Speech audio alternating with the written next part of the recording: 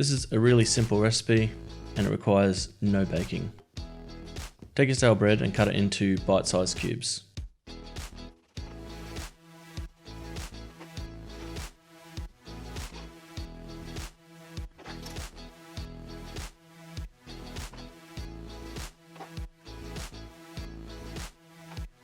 Once you've done that, make the custard.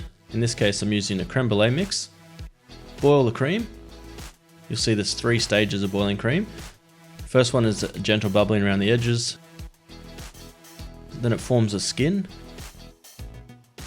And then the final step is when it turns to a rolling boil. It's important to take it off the heat as soon as possible. I like to add a dash of vanilla essence, and then for this particular recipe there's around 600 ml of cream, and the crème brûlée mix requires around 5 heaped tablespoons. Then you just simply stir that in until it's fully dissolved.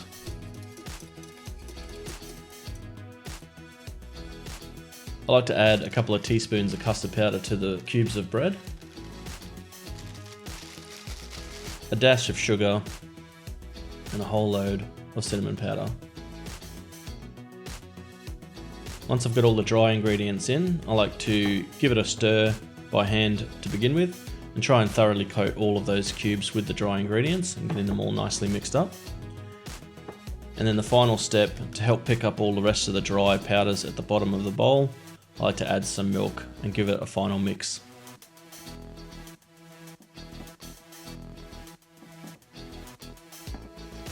Once that's done, take your custard crème brûlée mix and completely cover all of those cubes of bread.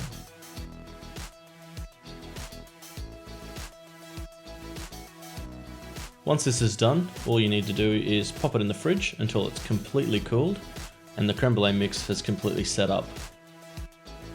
And then to finish off, cover the entire pudding with a light layer of raw sugar. And probably the most difficult part of this, which takes a little bit of practice, but it's still a relatively simple skill to learn. Get your blowtorch and turn that sugar into a nice crusty caramel coating.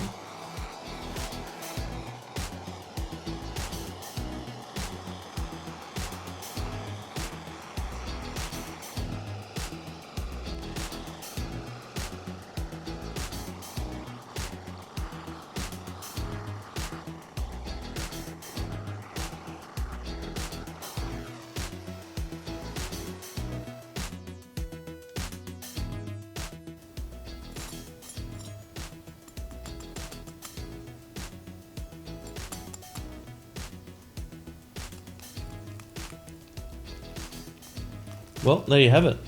This is probably one of the most delicious homemade puddings I've ever made, and certainly that I've ever tasted. I hope you give it a go yourself at home, and if you enjoyed the video, give it a thumbs up. To all my existing subscribers, thanks again for all your continued support. Until next time, take it easy.